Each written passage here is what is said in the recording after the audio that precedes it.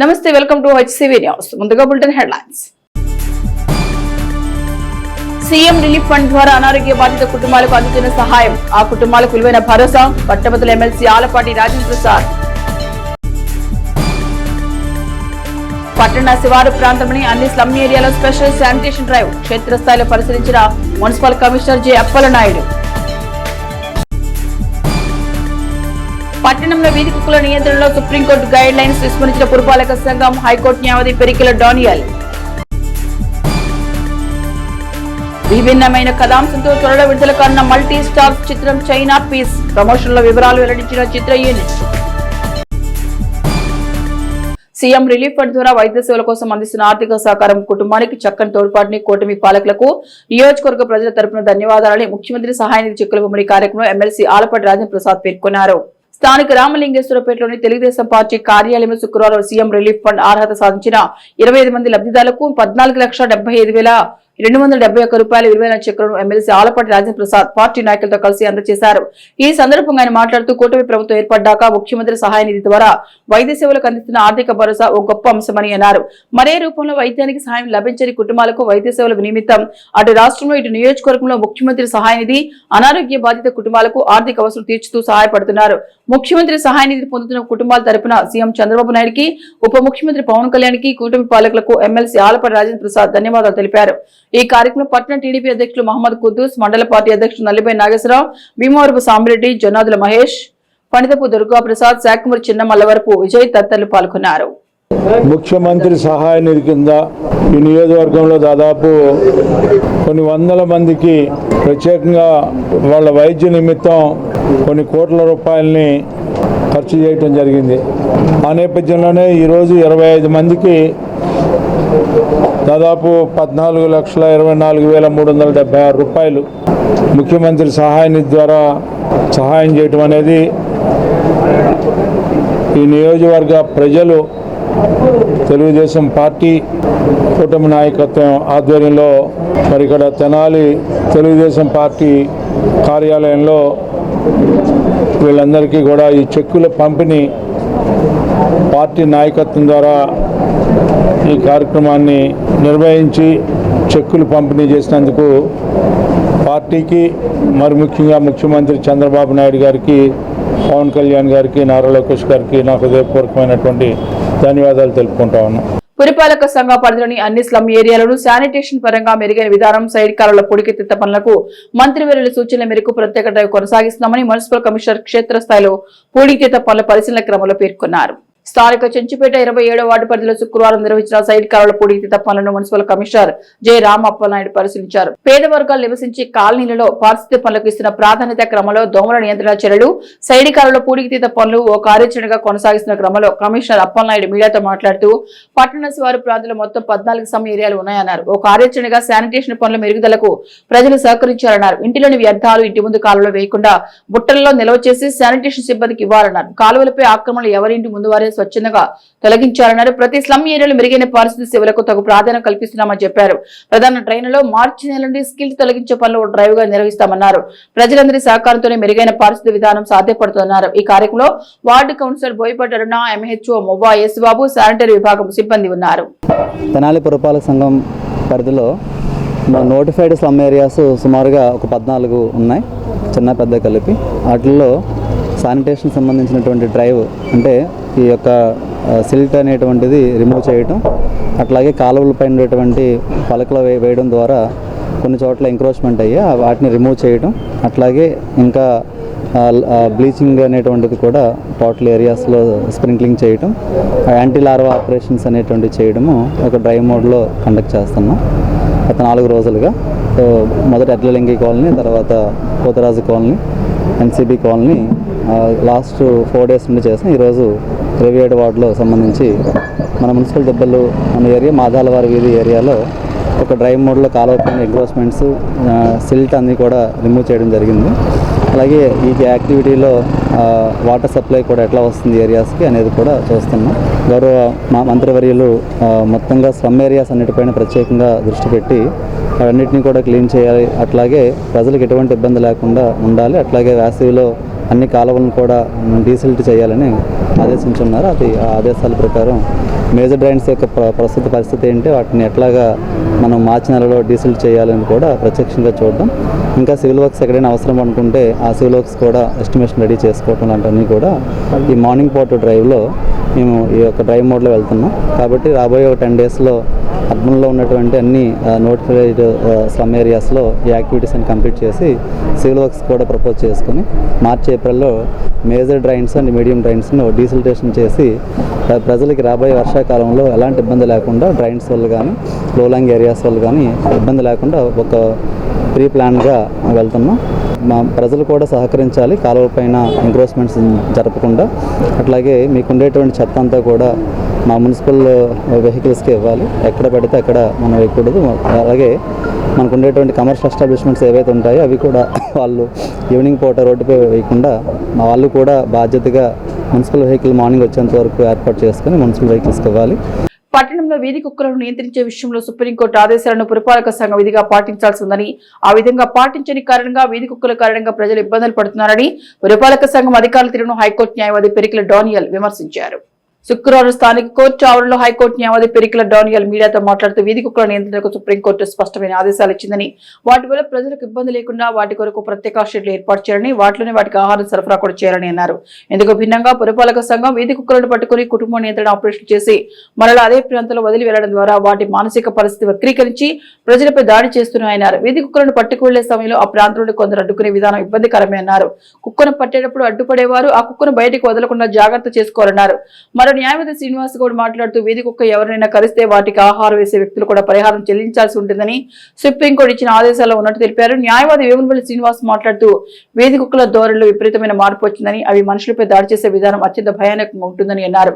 పురపాలక సంఘం వారు సరైన చర్యలు తీసుకోకుంటే వీధి కుక్క చేత గాయపడిన వారికి పురపాలక సంఘం వారు తగు నష్టపరిహారం ఇవ్వాల్సి ఉంటుందని సుప్రీంకోర్టు ఆదేశాలను గుర్తు చేశారు. ఎక్కడ చూసినా ఈ వీధి కుక్కలు ఇష్టం వచ్చినట్లుగా చిన్న పెద్ద గొడ్డు ఏమి లేకుండా, స్త్రీలు ముసలివాళ్ళు అని చెప్పి ఏమీ లేకుండా ఇష్టం వచ్చినట్టు కరిచేస్తున్నాయి. ఇది వరకు ఉన్నటువంటి మెంటాలిటీ పోయింది వాటికి. కాబట్టి సుప్రీంకోర్టు వారు ఇవన్నీ చూసి అసలు మున్సిపాలిటీ వారు ఏమి చేస్తున్నారు, ఇక నుంచి ఏది జరిగినా సరే మీ మీద అత్యధిక ఫైన్లు వేస్తాము, అర్జెంటుగా వాటికి ఒక షెల్టర్ అంటూ ఏర్పాటు చేసి వాటిని అక్కడ తరలించండి, ప్రజలను కాపాడండి అని చెప్పేసి క్లియర్గా వార్నింగ్లు ఇచ్చినా సరే, ఆర్డర్స్ ఇచ్చినా సరే పట్టించుకోవట్లేదు. నేను మొన్న మున్సిపల్ కమిషనర్ గారిని కలిసి ఏంటండి ఇదంటే ఆయన ఒకటే చెప్పారు, మేము వెళ్ళి మరి పట్టుకుంటుంటే అక్కడున్న ప్రజలు ఎదురు తిరుగుతున్నారు, భయపెడుతున్నారు, అంటే మేము ముందు నుయ్యి వెనక గొయ్యి అన్నట్టు తయారైంది అని చెప్పేసి అంటున్నారు. ఇది కూడా వాస్తవమే అనుకోండి, నేను చెప్తున్నా. ఎందుకు, ఇక్కడ ఒక సంస్థ ఉంది, ఈ కుక్కలను కనుక ఏదైనా చేస్తుంటే వాళ్ళు ముందు వచ్చి పడుతున్నారు. వాళ్ళు ఒకటే తెలుసుకోవాలి, కుక్కల మీద అంత ప్రేమే ఉంటే ఇంట్లో పెట్టుకోండి, ఎవరైనా సరే who ever it may be, ఇంట్లో పెట్టుకోండి. అంతేగాని ఇష్టం వచ్చినట్లుగా మీరు వచ్చి ఎవరైనా మంచి చేయాలని చూస్తే ప్రజల మీద లేనిది మీకు కుక్కల మీద దేనికి? సరే ఓకే, ఉన్నది మీరు పెట్టుకోండి, ఇంట్లో పెట్టుకోండి. మీరు బయట వదిలేసి ఎవరి మీద పడితే వాళ్ళని వదిలేసి మీరు వాళ్ళని కరుస్తుంటే అది ఎంతవరకు సమంజసం? అది దట్ ఈస్ నాట్ గుడ్. ఏదన్నా జరిగితే, ఎవరి మీదన్నా కుక్క కాటు కనుక జరిగితే మున్సిపాలిటీ వారితో సహా వాటికి వీధుల్లో ఎవరైతే ఆహారం పెడుతున్నారో, మున్సిపాలిటీ వారు వచ్చి వాటిని తీసుకెళ్లేటప్పుడు ఎవరైతే అడ్డుపడుతున్నారో వాళ్ళ మీద కూడా ఫైన్ వేస్తాము, వెయ్యండి అని ఖరాఖండితంగా చెప్పింది సుప్రీంకోర్టు వారు. కాబట్టి వాళ్ళ ఆర్డర్స్కి వ్యతిరేకంగా ఎవరు చేసినా సరే వాళ్ళ మీద చర్యలు తీసుకుంటారు. అండ్ మేము ముందుంటాం. కుక్కల మీద చర్యలు తీసుకోవడం కొరకు ప్రభుత్వం కొంత బడ్జెట్ని కేటాయించింది. ఆ బడ్జెట్ని వాటి కోసం వినియోగించకుండా ఆ నిధులను వేరే వాటికి మళ్లిస్తున్నారు.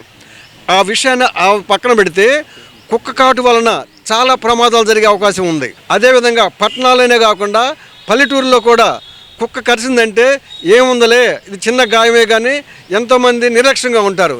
దాని వలన వాళ్ళ ప్రాణాలకే ప్రమాదం జరిగే అవకాశం ఉంది. ఇంకా ముఖ్యంగా గుర్తుపెట్టుకోవాల్సిన విషయం ఏంటంటే, అంగన్వాడీ సెంటర్ల దగ్గర 5 years బిలో పిల్లలు ఉంటారు. అక్కడ ప్రతిరోజు మధ్యాహ్న భోజనం వాళ్ళకు పెడుతూ ఉంటారు. ఆ చిన్నపిల్లల దగ్గర ఆ కుక్కలు కరుస్తాయి అనే విషయం వాళ్ళకి అవగాహన చేసుకునే అవకాశం ఉండదు. అక్కడ కూడా ప్రమాదం జరిగే అవకాశం ఉంది.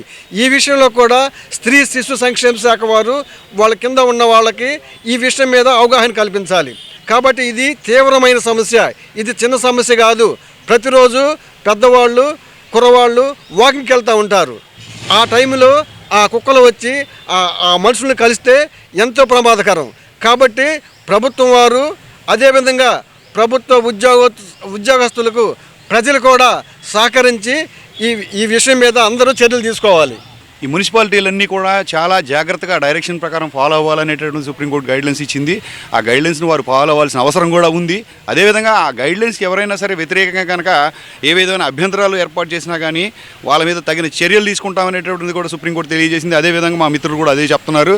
ఒకవేళ అలాంటి వాళ్ళు ఎవరైనా సరే పబ్లిక్ వాళ్ళకి సంబంధించినటువంటి విధులకి ఆటంకం కలిగిస్తే వారు తీసుకునే చర్యలే కాకుండా ప్రైవేట్ కేసులు కూడా వేస్తామనేటటువంటి ఈ సందర్భంగా తెలియజేస్తున్నారు. అదేవిధంగా ఏంటంటే వాటికి షెల్టర్స్ ఏర్పాటు చేసి వాటిని ప్రొక్యూర్ చేసి ఒక దగ్గర ఏర్పాటు చేయాల్సిందే కానీ వీధుల మీద తిరగడం అనేటటువంటి సమంజసం కాదు. అదేవిధంగా ఇందులో చిన్న మాడిఫికేషన్ ఏంటంటే వాటికి ఆపరేషన్లు చేస్తాము, వాటికి పిల్లలు కనకుండా చేస్తాం అనేటటువంటిది ఏదో ఒక ఇది వినపడుతుంది. కానీ దానివల్ల ఏంటంటే అది కొన్ని సంవత్సరాలు బతుకుతుంది. సపోజ్ 14 సంవత్సరాలు 7 సంవత్సరాలు ఒక్కొక్క బతుకుతుంది. ఆ బతికే క్రమంలో ఎంతమందిని కరుస్తుంది అనేటటువంటిది కూడా సమస్యగా మారుతుంది. కాబట్టి ఏంటంటే వాటికి ప్రత్యేకమైనటువంటి షెల్టర్లు ఏర్పాటు చేసి వాటికి సరైన ఆహారం ఇచ్చి వాటిని ఒక పక్కకి ఏర్పాటు చేయాలి. అదేవిధంగా ఎవరైతే మాకు కుక్కలు అంటే ప్రేమ, మేము వాటిని బాగా సంరక్షించాలని అనుకుంటున్నామో వాళ్ళందరూ కూడా ఏదైతే ఉందో ఈ కుక్కలకు సంబంధించినటువంటి షెల్టర్ని ఏర్పాటు చేసి మున్సిపాలిటీ వాళ్ళ సహకారంతో వాళ్ళు ప్రత్యేకమైనటువంటి శ్రద్ధ తీసుకుని ఏర్పాటు చేసి దానికి ఫుడ్ గట్రా పెడితే అవి బయటికి రాకుండా ఉంటాయి. వాటి మీద శ్రద్ధ చూపించకుండా కుక్కను ఎవరైనా పట్టుకుంటే గొడవ చేయడం ఇలాంటి చేయడం సమంజసం కాదని ఈ సందర్భంగా నేను తెలియజేస్తూ ఉన్నాను. మున్సిపాలిటీ వారు గవర్నమెంట్ వారు చర్యలు తీసుకుంటున్నారు. వారికి ఏ మాత్రం సపోర్ట్ చేయకుండా ప్రజలు ఆ కుక్కలను పట్టుకునే దానిలో అభ్యంతరాలు వ్యక్తపరిస్తే మనకే అందరూ తిరిగే వాళ్ళందరికీ ఇబ్బందులు కలుగుతాయి. కాబట్టి గవర్నమెంట్ వారికి సహకరిస్తూ మున్సిపాలిటీ వారికి సహకరిస్తూ అవి పట్టిస్తూ వాళ్ళు సరైన ట్రీట్మెంట్ ఇచ్చి మళ్ళీ ఆ తీసుకొచ్చిన బజార్లోనే ఒక చోట వేరే బజార్లో వదిలేస్తున్నాం అని చెప్పారు మేము అడిగినప్పుడు. అలా కాకుండా వాటికి షెల్టర్లు ఏర్పాటు చేసి వాటిని కూడా ఒక షెల్టర్లుగా ఏర్పాటు చేసి వాటికి ఫుడ్ ఏర్పాటు చేసి చేయాల్సిందిగా కోరుతున్నాం. విభిన్న కథాంశంతో అత్యంత ప్రేక్షకులను అలరింపజేసే వినూత్న ప్రయత్నమే చైనా పీస్ చిత్రమని చిత్ర దర్శకులు అక్కి విశ్వనాథ్ రెడ్డి పేర్కొన్నారు.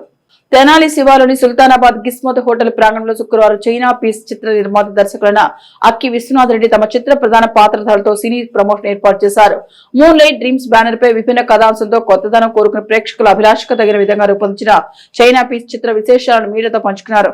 మల్టీ టాలెంట్ వర్ధమాన్ నటులతో ఉన్నతమైన భావాలతో చిత్ర నిర్మాత దర్శకత్వ బాధ్యతలు కూడా చేపట్టిన అక్కి విశ్వనాథ్ రెడ్డి మాట్లాడుతూ జాతీయ భద్రత, గూఢచర్యం, భౌగోళిక రాజకీయ ఉద్రిక్తతలతో ఇద్దరు స్నేహితుల మధ్య సమస్యకు పరిష్కార వేదికే ప్రయత్నంలో కథలో అనేక మలుపులు ఉన్నాయన్నారు. చిత్ర కథానాయకులు ఒకరైన నిహాల్ కోదాటి మాట్లాడుతూ బాల నటుడిగా అనేక చిత్రాల్లో నటించారని, కళాశాల విద్యార్థిగా తెనాలితో తనకు అనుబంధం ఉందన్నారు. విజ్ఞాన విద్యా సంస్థలో ఇంజనీరింగ్ చేసిన తనకు సినీ రంగంలో రాణించాలన్న కుతూహలానికి చైనా పీస్ చిత్రంతో మంచి గుర్తింపు తెస్తుందన్న ఆశాభావాన్ని వ్యక్తం చేశారు. చిత్ర కథానాయిక శ్రీజ మాట్లాడుతూ చిత్రంలో తన పాత్రకు ఉన్న ప్రాధాన్యతను వివరించారు. అనుకున్నది అనుకున్నట్లు జరగాల నైజం పాత్ర లక్షణం అన్నారు. మార్చి నెల మొదటి వారంలో చిత్ర విడుదలకు సన్నాహాలు చేస్తున్నామన్నారు. విశ్వ సన్నిధిని పరీక్షించే నీడ ప్రపంచాన్ని అన్వేషిస్తోందని, మల్టీ స్టార్ తో ప్రేక్షకులకు విరుక్తతను పంచే చిత్రం కానుందన్న నమ్మకాన్ని చిత్ర దర్శకులు వ్యక్తం చేశారు. చిత్ర యూనిట్ కు హిందుస్థాన్ స్కౌట్ అండ్ గైడ్స్ రాష్ట్ర ఉపాధ్యక్షులు పెసర్లంక రమణ, యువ క్రికెట్ అకాడమీ నిర్వాహకులు మౌలిక్, వారి మిత్ర బృందం స్వాగతం పలికి దుశ్శాలతో సత్కరించి అభినందనలు తెలిపారు. అదేవిధంగా రామకృష్ణ కవి కళాక్షేత్రంలో త్వరలో ఏర్పాటు చేయనున్న the ultimate live game show award function బ్రోచర్ను చిత్ర యూనిట్ తో కలిసి ఆవిష్కరించారు. నా పేరు నిహాల్ కోదాటి. నేను చైనా పీస్ సినిమాలో హీరోగా చేస్తున్నాను. మార్చ్ 6న మన సినిమా చైనా పీస్ థియేట్రికల్గా వరల్డ్ వైడ్ రిలీజ్ అవుతుంది. సో ఇంకా ఎగ్జాక్ట్గా 1 మంత్ ఉంది. ప్రమోషన్స్ అవి మొదలు పెడుతున్నాం. కాబట్టి ఎక్కడ ఎక్కువ క్రౌడ్ ఉంటే అక్కడికి వెళ్ళి మన సినిమా గురించి గట్టిగా చెప్పడానికి ప్రయత్నం. విజ్ఞాన్ యూనివర్సిటీ, నేను యాక్చువల్లీ ఇక్కడే చదువుకున్నాను 4 years ఇంజనీరింగ్. సో విజ్ఞాన్కి వచ్చి మళ్ళీ ప్రమోట్ చేయడం ఎక్స్ట్రీమ్లీ హ్యాపీ. అలాగే ఇక్కడ దాకా వస్తున్నాం కదా, ఇక్కడ మీడియా ఫ్రెండ్స్ని కలిసి, ఇక్కడ ఛానల్స్ని, ప్రింట్ ఎలక్ట్రానిక్ మీడియాని కలిసి మన సినిమా గురించి ఇంకా గట్టిగా అందరికి వినిపించేలా చెప్పడానికి ట్రై చేస్తున్నాం. అందులో ప్రయత్నమే ఈ ప్రెస్ మీట్ కూడా. So extremely excited. China piece అనేది ఒక స్పై డ్రామా అని చెప్పొచ్చు. నెల్లూరులో ఉండే ఒక అబ్బాయి, అతని ఫ్రెండ్ ఒక పెద్ద గ్లోబల్ ప్రాబ్లమ్ని వాళ్ళ పైన పడితే ఆ ప్రాబ్లం నుంచి ఎట్లా బయటకు వచ్చారా లేదా, ఈ కేసు ఏంటి అన్నదే మ్యాక్సిమం సినిమా. ఇది moon light dreams and production house నుంచి వస్తుందండి. సో ఒక 1.5 year 2 years నుంచి we been filming the film. చాలా సాలిడ్గా పెద్ద ప్రొడక్షన్ వాల్యూస్తో చేసిన సినిమా. అండ్ ఐ హోప్ ప్రేక్షకులు ప్రతి ఒక్క చోటు నుంచి సినిమా చూస్తారని, మమ్మల్ని ఆదరిస్తారని మనస్ఫూర్తిగా కోరుకుంటున్నాం అండి. జగడం అనే సినిమాలో రామ్ తమ్ముడి క్యారెక్టర్ చేశాను. బావా అనే సినిమాలో సిద్ధార్థ్ చిన్నప్పుడు. అలా హిందీ సినిమాలు సలామేష్ కవి చేశాను. ఒక 30కి పైగా యాడ్లు చేశాను. దాని తర్వాత విజ్ఞానికి వచ్చి ఇంజనీరింగ్ చదివి 1 సంవత్సరం బయటికి వెళ్ళి చదివి MBA చేసిన తర్వాత మళ్ళీ ఉద్యోగం కూడా చేశాను. కానీ మనసుకి అది సరిపడలేదు. ఇంకేదైనా సినిమాలోనే చేయాలి అనిపించింది. సో వెనక్కి వచ్చిన తర్వాత బటర్ఫ్లై ఒక సినిమా హీరోగా చేశానండి. అది ఇప్పుడు హాట్స్టార్లో స్ట్రీమ్ అవుతుంది. దాని తర్వాత ఇప్పుడు చైనా పీక్స్తో థియేటర్స్లోకి వస్తున్నామండి. చాలా చాలా ప్రాపర్గా ప్లాన్ చేసి లాంచ్ చేసే సినిమా. సో ఈ సినిమాతో ఇప్పటిదాకా చేసిన పనంతా మర్చిపోయి ఈ సినిమా నుంచి మన ఐడెంటిటీ స్టార్ట్ అవుతుందని స్ట్రాంగ్గా బిలీవ్ చేస్తాం. మేము చాలా ఒక వినూత్నమైన ప్రయత్నం అయితే చేశాము. హిస్టారికల్గా చూస్తే ఈ ఊర్లో చాలా కొత్త సినిమాలు ఇప్పుడు ఆదరించినారు. సో చైనా పీస్ అనేది కూడా మీ అందరికీ నచ్చుతుందని ఆశిస్తున్నాను. సో March 6న మీ ముందుకు వస్తుంది. చైనా పీస్ అంటే మనకు జనరల్గా పర్పస్ ఏంటంటే మన మైండ్లోకి వచ్చేదంటే చీపు పని జరిగిపోతుంది అనే చిన్న ఇది ఉంటుంది. సో దానివలన మనకు దాన్ని తీర్థంగా తీసుకొని ఒక పెద్ద ప్రాబ్లం వచ్చినప్పుడు ఒక నమ్మకం లేనివాడు పనికిరాడు అనుకున్నాడు కూడా దాన్ని ఎలా దీన్ని ముందుకు తీసుకెళ్తాడనేది. హలో అండి, నేను శ్రీష. ఐమ్ వెరీ హ్యాపీ ఈరోజు తెనాలి ఇలా వచ్చి అందరితో మాట్లాడడానికి. నేను వచ్చేసి చైనా పీస్లో శీతల్ అనే రోల్ చేశాను, రాయ్ జన్ క్యారెక్టర్. నిహాల్ చెప్పినట్టు ఈ ఫిల్మ్లో ఫ్రెండ్షిప్ కానివ్వండి, కంట్రీ టువర్డ్స్ కంట్రీ లవ్ కానివ్వండి చాలా బాగా చూపించారు మా డైరెక్టర్ సార్. అండ్ దాంతోపాటు విమెన్ క్యారెక్టర్స్ చాలా స్ట్రాంగ్గా ఉంటాయి అందులో. నాది ఇట్స్ లైక్ ఏది అనుకుంటే అది జరగాల్సిందే, how well she fights for what she wants, అలాంటి టైప్ ఆఫ్ క్యారెక్టర్. అది కొంచెం ఎంపవరింగ్ కూడా ఉంటుంది అని నా ఫీలింగ్. సో తప్పకుండా చూడండి. March 6th రిలీజ్ అవుతుంది China piece and you'll all love it. Please spread the word and support us. Thank you so much. Branded కంపెనీల షోరూంలు, సెలూన్లు, బ్యూటీ పార్లర్లు విస్తరిస్తున్న తెనాలిలో ఇప్పుడు ఆధునిక ఫ్యామిలీ బ్యూటీ పార్లర్లు నుక్సే తెనాలి ప్రజలకు అందుబాటులోకి రావడం సంతోషంగా ఉందని ప్రముఖ వైద్యురాలు రెయిన్బో ట్రస్ట్ వ్యవస్థాపకులు డాక్టర్ జి జీవనలత అన్నారు. పట్టణ కొత్తపేటలోని టౌన్ చర్చి రోడ్లో నూతనంగా ఏర్పాటు చేసిన ఫ్యామిలీ బ్యూటీ పార్లర్ నుక్సే ప్రారంభోత్సవం శుక్రవారం ఉదయం ఘనంగా నిర్వహించారు. పట్టణానికి చెందిన ప్రముఖ వైద్యురాలు రెయిన్బో ట్రస్ట్ వ్యవస్థాపకులు డాక్టర్ డి జీవనలత ముఖ్య అతిథిగా పాల్గొని నుక్సే ఫ్యామిలీ బ్యూటీ పార్లర్ ను ప్రారంభించారు. మహిళలు, పురుషులకు వేరువేరుగా చేసిన ఏర్పాట్లను పరిశీలించి నిర్వాహకులను అభినందించారు. మహిళలు, పురుషులు ఆరోగ్యంతో పాటు అందానికి తగిన ప్రాధాన్యతనిస్తున్న నేటి రోజుల్లో హైదరాబాద్ నగరాన్ని పోలిన విధంగా ఆధునిక ఫ్యామిలీ బ్యూటీ పార్లర్ నుక్సేను తెనాలిలో ఏర్పాటు చేయడం సంతోషంగా ఉందన్నారు.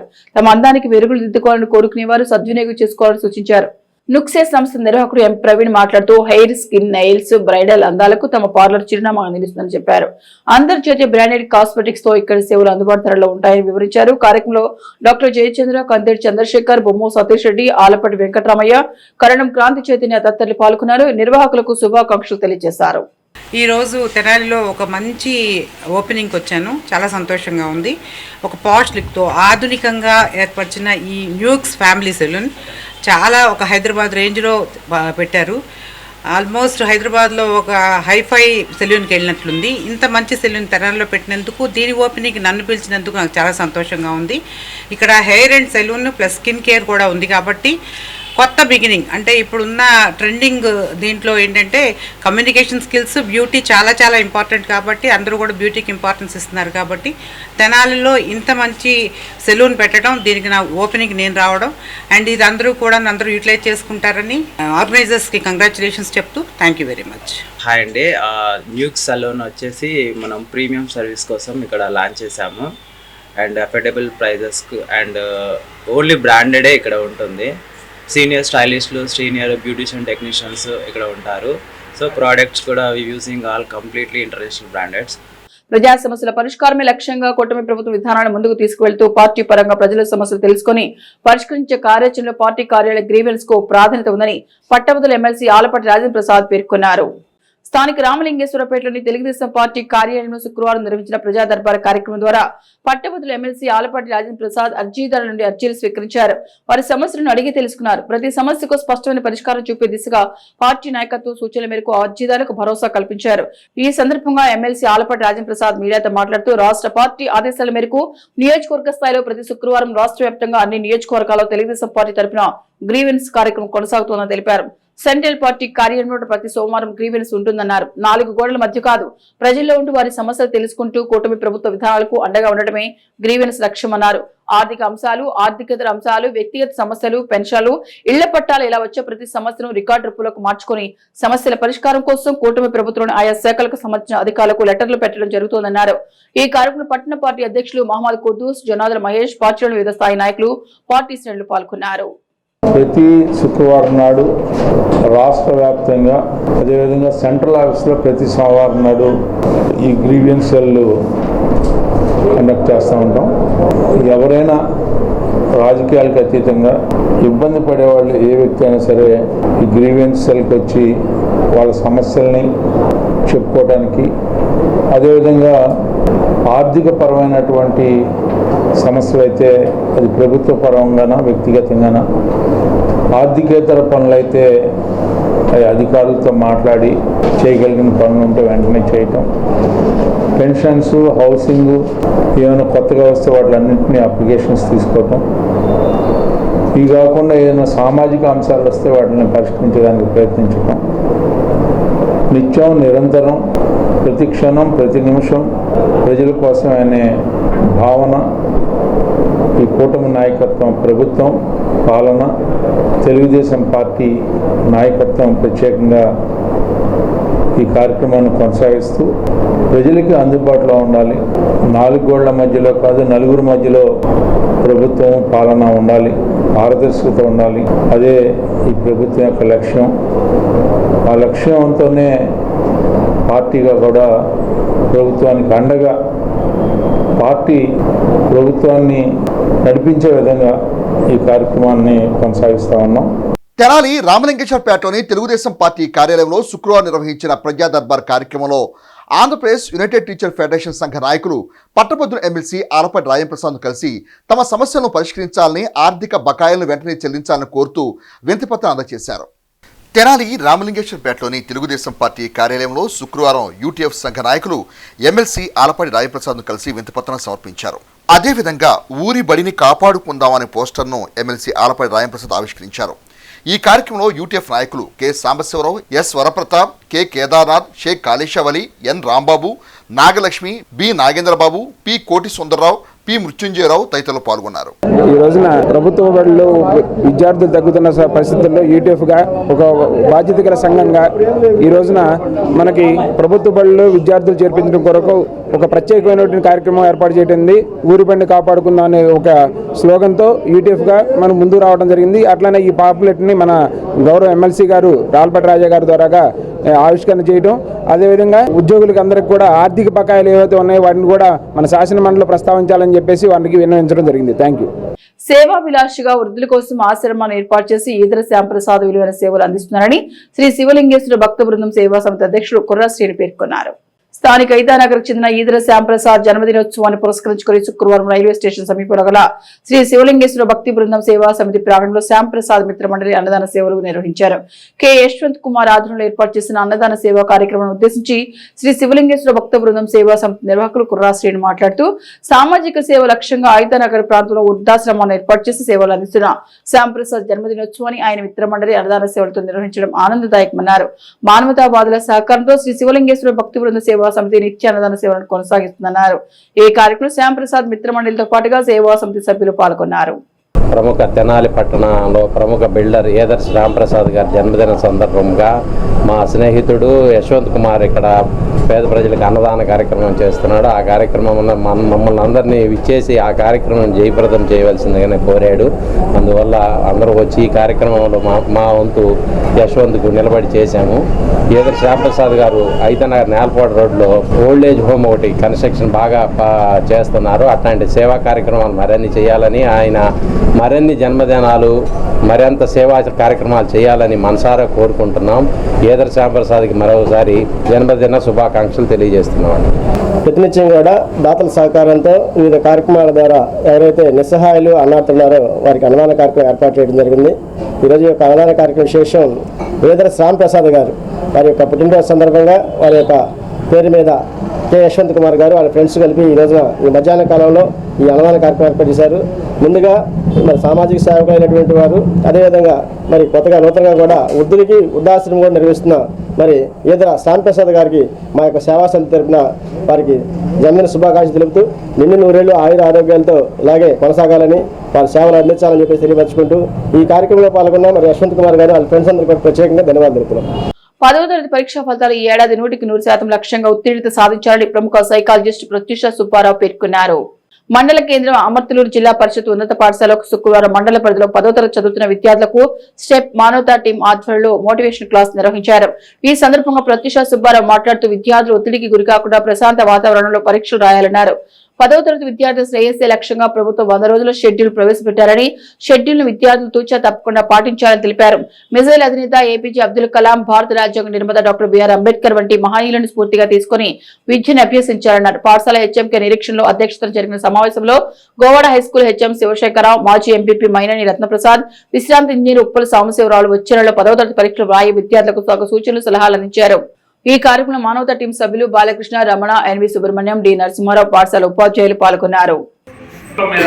బ్రిటిష్ గవర్నమెంట్ లో మహారాష్ట్ర అబ్బాయి రాష్ట్రం మొత్తం మీద స్టేట్ ఫస్ట్ వచ్చినాడు భీమరావు అనే పిల్లడు. బ్రిటిష్ ప్రభుత్వం ఆ అబ్బాయికి సన్మానం చేస్తాంటే ఒక అంబేద్కర్ అనే ఒక టీచర్ అక్కడ కూర్చొని ఏడుస్తూ ఉంటాడు. ఆ పిల్లడిని చూసి ఏడుస్తూ ఉంటాడు.